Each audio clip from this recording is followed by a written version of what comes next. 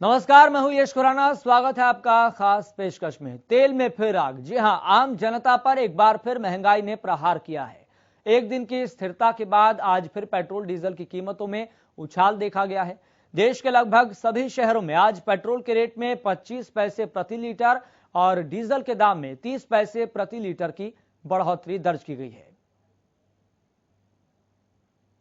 तेल की कीमतों में फिर आग। 25 पैसे प्रति लीटर महंगा हुआ पेट्रोल। डीजल में 30 पैसे प्रति लीटर की बढ़ोतरी। महंगाई पर कब लगेगी लगाम?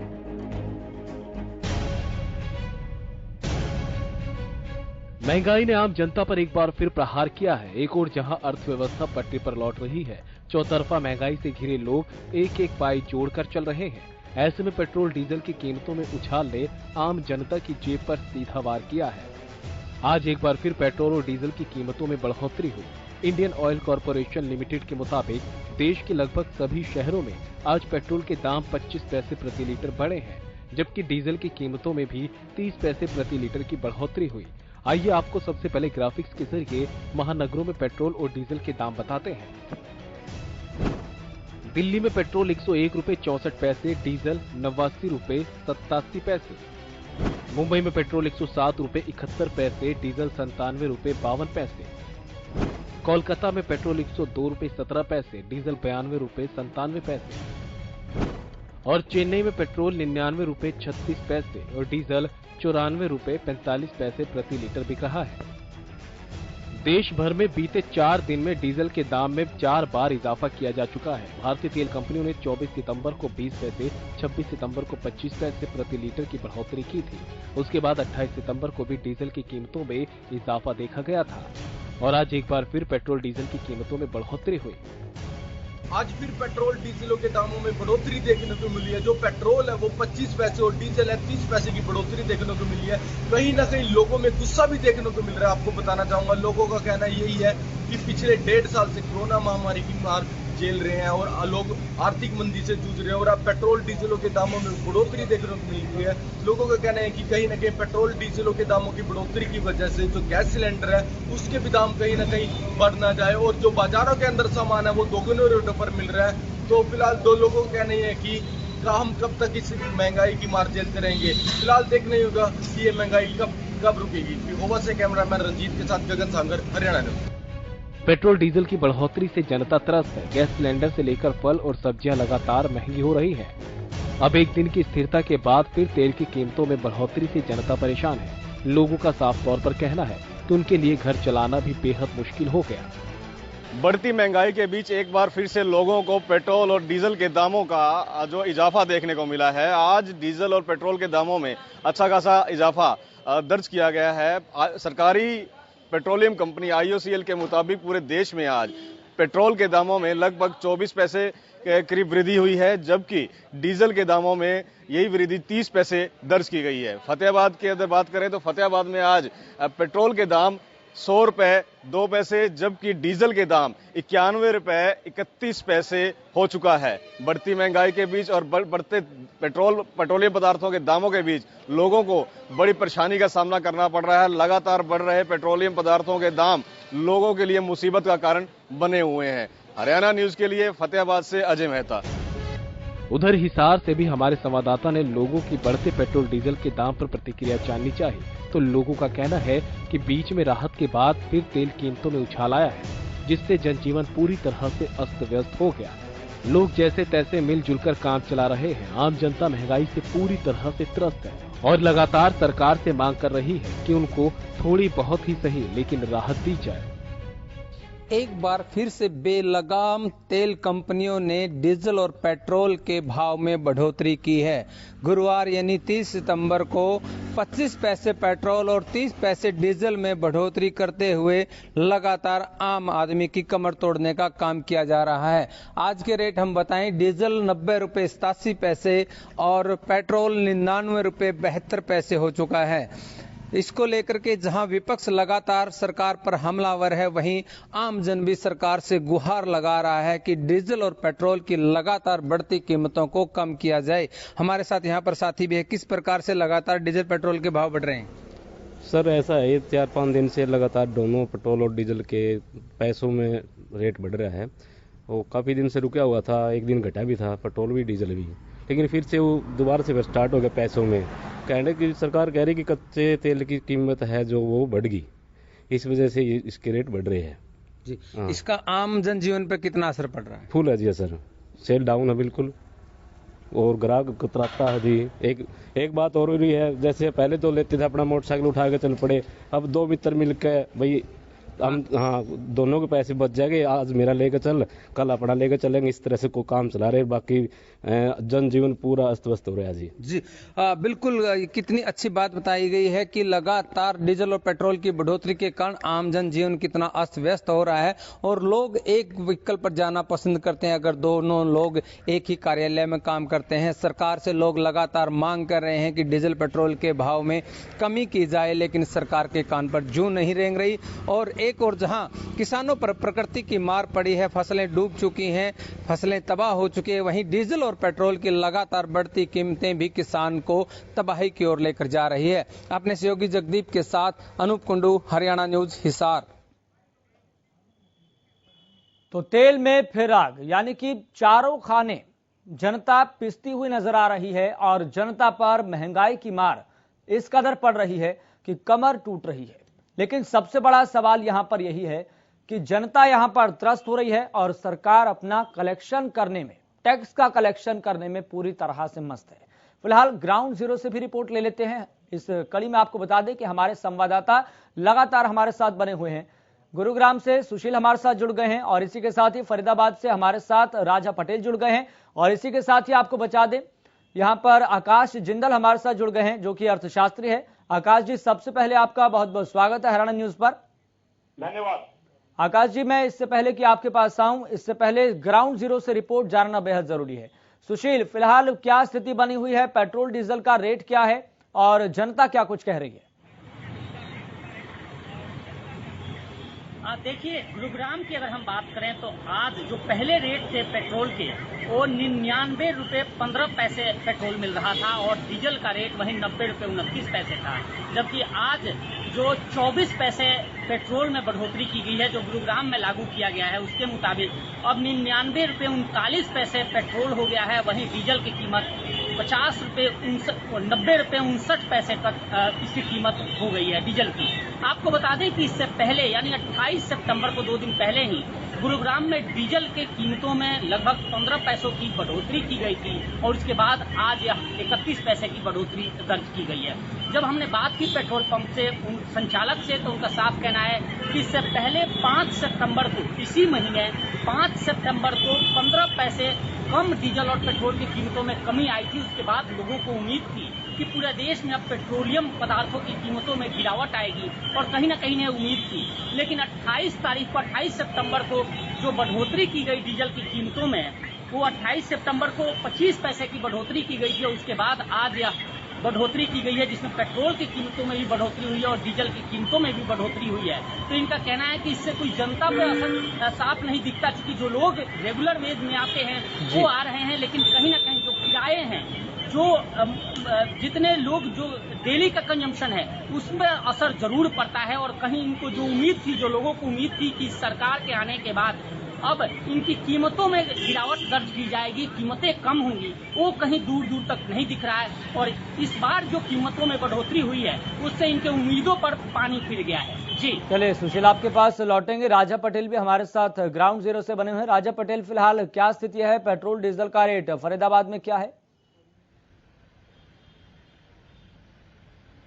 और बिल्कुल देखिए, फरीदाबाद की बात करें यश, तो फरीदाबाद में भी आज कहीं ना कहीं बढ़ोतरी देखने को मिली है। 25 पैसे पेट्रोल की बात करें और डीजल की बात करें तो 30 पैसे की कहीं ना कहीं बढ़ोतरी देखने को मिली है। इस वक्त फरीदाबाद के पेट्रोल पंप पर हम मौजूद हैं। काफी व्यस्तम ये पेट्रोल पंप होता था, पर आप देख सकते हैं कि किस तरीके से पूरा खाली है। लोगों से सुबह से हम लगातार बातचीत कर रहे हैं। साफ तौर पर लोग कहीं ना कहीं, जिस तरीके से हम बात करें, लोगों में काफी ज्यादा गुस्सा यहाँ पर देखने को मिल रहा है। साफ तौर पर लोग सरकार को घेरते हुए नजर आ रहे हैं। साफ तौर पर जो लोग हैं वो यही कहते हुए नजर आ रहे हैं कि सरकार को इस बारे में कहीं ना कहीं सोचना चाहिए और सरकार को कहीं ना कहीं ध्यान देना चाहिए। जिस तरीके से लगातार पेट्रोल और डीजल की रेटों में जिस तरीके से इजाफा सरकार की तरफ से हो रहा है, लोगों में काफी ज्यादा नाराजगी देखी जा रही है और साफ तौर पर इसका असर यश देखने को भी मिल रहा है। साफ तौर पर रसोई गैस के सिलेंडर की बात कर लीजिए या फिर अन्य खाद्य सामग्री की बात कर लीजिए, सब्जी की बात कर लीजिए, सभी तमाम चीजों को लेकर जिस तरीके से लोगों को कहीं ना कहीं एक्स्ट्रा बोझ कहीं ना कहीं झेलना पड़ रहा है, तो साफ तौर पर लोग यही कह रहे हैं कि इस बारे में सरकार को ध्यान देना चाहिए। जी चले राजा पटेल, बहुत बहुत शुक्रिया जानकारी साझा करने के लिए और ग्राउंड जीरो से रिपोर्ट करने के लिए। सुशील, आपका भी बहुत बहुत शुक्रिया ग्राउंड जीरो से रिपोर्ट करने के लिए और ये बताने के लिए कि फिलहाल क्या स्थिति है। अब सीधा रुख करेंगे, आपको बता दें कि हमारे साथ इस मसले पर ज्यादा बातचीत के लिए अर्थशास्त्री आकाश जिंदल जुड़े हुए हैं।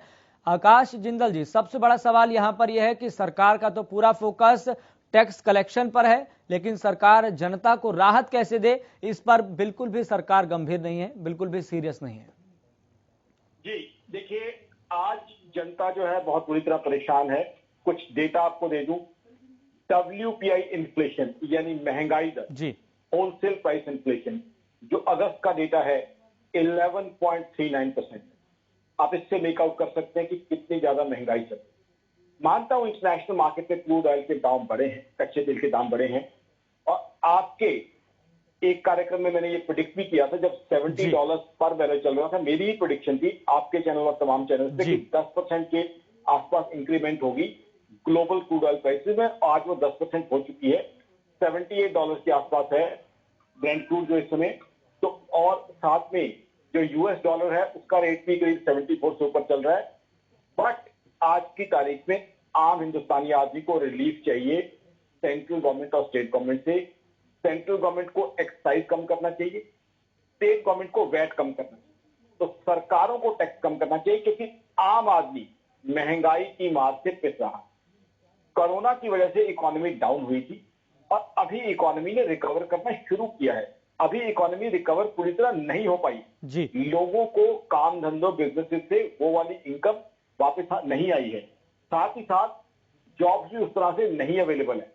अनएम्प्लॉयमेंट भी बहुत ज्यादा है। हरियाणा के डेटा पे कई बार मैं कई चैनल्स पे चर्चा कर चुका हूं जी। तो एक तरफ बेरोजगारी है, एक तरफ कमाई कम है।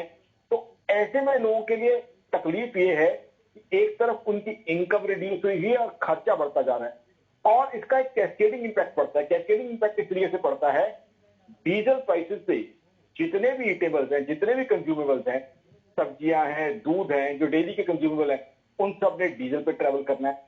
तो डीजल का प्राइस महंगा होने से उनके रेट बढ़ते हैं। किसान भाई, हमारा अन्नदाता, जिसकी बात हर पॉलिटिकल पार्टी करती है, उसके लिए डीजल एक बहुत वाइटल कंपोनेंट है। खेती में तो डीजल की बहुत जरूरत होती है जी। तो उसकी लागत, उसका जो एक्सपेंडिचर है, उसकी जो इन्वेस्टमेंट है खेती में, वो बढ़ती है। तो ऐसे में मेरा ये मानना है कि सरकारों को टैक्स कम करना चाहिए, सेंट्रल गवर्नमेंट को सेंट्रल एक्साइज, स्टेट गवर्नमेंट को वैट। बहुत देर से मैं डिमांड कर रहा था तमाम नेशनल और ग्लोबल चैनल पे कि इसको जीएसटी में लाया जाए जी। उसके लिए एक मीटिंग भी हुई। अब उसमें हमें बहुत उम्मीद थी, उस दिन मैं back to back TV shows कर रहा था तमाम चैनल पे, कि शायद जीएसटी में लाया जाए, लेकिन जीएसटी में नहीं लाया गया। अभी आप बात कर रहे थे ऑपोजिशन की, तो मैं तो विद ड्यू रिगार्ड ऑपोजिशन से पूछना चाहूंगा कि जब जीएसटी काउंसिल की मीटिंग थी, वहां ऑपोजिशन भी जो है कुछ स्टेट्स में है, वहां सेंट्रल गवर्नमेंट के वोट होते हैं, स्टेट के भी वोट होते हैं। क्या उन्होंने सपोर्ट किया इसको कि जीएसटी में लाया जाए? क्या रूलिंग पार्टी ने कहा कि जीएसटी में लाया जाए? जब जीएसटी में लाने का आपके पास मौका था तो जीएसटी में इसको क्यों नहीं लाया गया? तो इसमें सारी पॉलिटिकल क्लास जी, मतलब इस मामले को लेकर खास तौर पर देखा जाए कि जीएसटी के दायरे में ये आ जाए तो कहीं ना कहीं जनता को बहुत बड़ी राहत मिलेगी, लेकिन सरकार इस मामले को लेकर बिल्कुल भी सीरियस नहीं है। सरकार का पूरा फोकस यही है कि टैक्स कलेक्शन को किस तरीके से बढ़ाया जाए। चाहे कोई भी आप आंकड़ा उठाकर देख लीजिए, चाहे 2015 से 16 का हो, 16 से 17 का हो, 17 से 18 का हो, 18 से 19 का हो या 19 से 20 का हो, लगातार टैक्स कलेक्शन में बढ़ोतरी देखने को मिल रही है। हाँ, लेकिन आज इस बात को लेकर स्वीकारा जा सकता है कि कोरोना की वजह से सरकार को टैक्स कलेक्शन ज्यादा करना पड़ रहा है, लेकिन 2015 से 16, 16 से 17, 17 से 18 तक क्या फिर स्थिति थी? तब तो वो स्थिति नहीं थी और लगातार टैक्स कलेक्शन में बढ़ोतरी दर्ज की जा रही थी। और बात करें 2015 से लेकर 2019 तक की या फिर अभी तक की, तो सरकार का टैक्स कलेक्शन 12 से 13 लाख करोड़ का है। आकाश जिंदल जी, मैं आंकड़ों के मामले में गलत तो नहीं हूं? See, now what happens is, I understand your point of view that government is also in stress because government's revenue has also fallen. Government tax collection has also fallen. But now what about people? Now this is between government and the people. On one hand, government's tax collection is down because the economy has not recovered from corona. we had a high deficit in the budget. But what about the common man? In his balance sheet, there's a huge deficit. आपके data जो है government की बात कर रहे हैं, आज taxes की बात कर रहे हैं, लेकिन यहां पे सवाल ये खड़ा होता है कि सरकार के ऊपर भी जो है स्ट्रेस आया है। कोरोना में सरकार को भी खर्चा करना पड़ा, मानता हूं इस चीज के, सरकार के ऊपर एडिशनल स्ट्रेस आया। उसके अलावा सेंट्रल गवर्नमेंट की बात करूं, एक ह्यूज वैक्सीनेशन ड्राइव हमने स्टार्ट किया और मैं प्राइम मिनिस्टर मोदी को उसके लिए सैल्यूट करता हूं कि बहुत अच्छा वैक्सीनेशन का काम हमने किया है। उसके लिए भी एक्सपेंडिचर आया है। सरकार ने हमारे गरीब भाई बहनों के लिए अनाज की व्यवस्था की है, उसके लिए भी खर्चा आया है। बट अगर सरकार की बैलेंस शीट स्ट्रेस में है और आम आदमी की बैलेंस शीट भी स्ट्रेस में है, तो उसमें से आप प्रायोरिटी किसको देंगे? उसमें सरकार को मेरे हिसाब से हिट लेनी चाहिए और आम आदमी की बैलेंस शीट को हमें संवारना चाहिए। आम हाउस होल्ड की बैलेंस शीट देखें आप कहां पे है। सरकार के पास रेवेन्यू अमाउंट कलेक्शन करने के, सरकार के पास फंड कलेक्ट करने के और तरीके भी हैं। अब मैं तीनों चारों तरीके आपको बताना चाहूंगा। सरकार इस समय डिसइन्वेस्टमेंट ज्यादा कर सकती है, उसके थ्रू सरकार के पास जो है फंड आ सकते हैं। उसके अलावा सरकार ग्लोबल बोरिंग बढ़ा सकती है। आज इंडियन एनआरआई दुनिया में सब जगह फैले हुए हैं, मसाला बॉन्ड्स के थ्रू पैसा रेज किया जा सकता है। गवर्नमेंट एक्सपेंडिचर जो है रिड्यूस किया जा सकता है। उसके अलावा डोमेस्टिक स्मॉल सेविंग्स के लिए पैसा के थ्रू पैसा वापस किया जा सकता है। आज की तारीख में इन्वेस्टर को सिक्योर रिटर्न चाहिए, स्मॉल सेविंग में अच्छे अट्रैक्टिव रेट ऑफ इंटरेस्ट दिए जा सकते हैं, डोमेस्टिक बोरिंग बढ़ाई जा सकती है। तो सरकार के पास पैसा इकट्ठा करने के और तरीके हैं। मानता हूं कि सरकार का जो है काफी खर्चा हुआ है कोरोना से कॉम्बैट करने के समय, कोरोना वैक्सीनेशन में, गरीब भाई बहनों को जो है फ्री अनाज देने में, इसमें कोई शक नहीं है और सरकार ने अच्छा काम किया है। लेकिन उसके लिए आम आदमी पे क्यों बोझ डाला जाए? उसके लिए सरकार इनोवेटिव तरीके जो है इस्तेमाल करे, out of the box ideas इस्तेमाल करे। आम आदमी उसका जो स्ट्रेस ले, वो चीज जो है जायज नहीं है। और ऑपोजिशन से मैं ये चीज पूछना चाहता हूं, जब जीएसटी काउंसिल की मीटिंग हुई थी, क्या किसी ने उस समय सपोर्ट किया कि जीएसटी में लाया जाए? वहां तो जो है देखिए, आज की तारीख में सेंट्रल गवर्नमेंट में बीजेपी है, लेकिन स्टेट के अंदर कुछ स्टेट में कांग्रेस भी है, कुछ स्टेट में रीजनल पार्टीज भी हैं। तो मैं ये जानना चाहता हूं किस किस ने उस समय जो है जीएसटी काउंसिल में लाने के लिए इस चीज को जो है एंडोर्स किया, किसने सजेस्ट किया? तो मेरा सवाल तो आज सारी पॉलिटिकल क्लास से है। आज जीएसटी में आ जाता है, जीएसटी में मैक्सिमम जो है आज की तारीख में रेट वो है 28%। तो जाहिर सी बात है 28% जैसे टैक्स होता तो पेट्रोल और डीजल आम आदमी के लिए सस्ते हो जाते और आम आदमी को जो है राहत मिल जाती। आम आदमी को रिलीफ देना बहुत जरूरी है। अब रसोई गैस जो है एलपीजी बहुत जरूरी है, हर एक ने भोजन करना है, हर एक को भोजन की आवश्यकता है। तो आई थिंक ये ऐसी चीजें हैं जहां आम आदमी को रिलीफ देना चाहिए।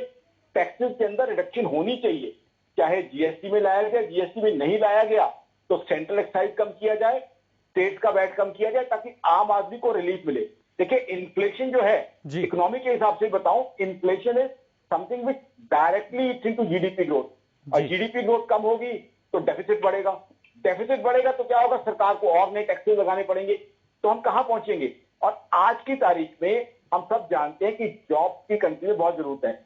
आज अगर लोगों के हाथ में कुछ पैसा सरप्लस होता तो लोग जाते बाजार में खर्च करते तो उससे जो प्रोडक्शन बढ़ती, जॉब्स की जनरेशन होती। तो आज की तारीख में अगर पेट्रोल और डीजल के रेट हम कम कर देते हैं तो उससे कहीं ना कहीं इनडायरेक्टली बहुत सारा जॉब जनरेशन होगा। जो बहुत से लोग अनएम्प्लॉयड हैं, चाहे इंजीनियर्स हों, चाहे एमबीए हों, चाहे सेमी स्किल्ड लोग हों, उनको रोजगार मिलने का भी जो है हमारे सामने एक रास्ता बन जाता, एक तरीका बन जाता कि उनके लिए जॉब जनरेट हो सके। जी, मतलब आकाश जिंदल जी, मतलब इसका ये समझा जा सकता है कि सरकार के पास कई विकल्प हैं, आउट ऑफ द वे जाकर, आउट ऑफ द बॉक्स जाकर सरकार इन स्थितियों को संभाल सकती है, लेकिन ये स्थितियां आपे से बाहर होती हुई दिखाई दे रही है। इसका मतलब साफ तौर पर यही दिखाई देता है, चाहे वो विपक्ष की सरकारें हो, स्टेट की गवर्नमेंट्स हो या फिर सेंट्रल गवर्नमेंट हो, सरकार इसको लेकर बिल्कुल भी सीरियस नहीं है। आकाश जिंदल जी, बहुत बहुत शुक्रिया, आप जुड़े और तमाम बातें और तमाम पहलुओं से आपने अवगत करवाया।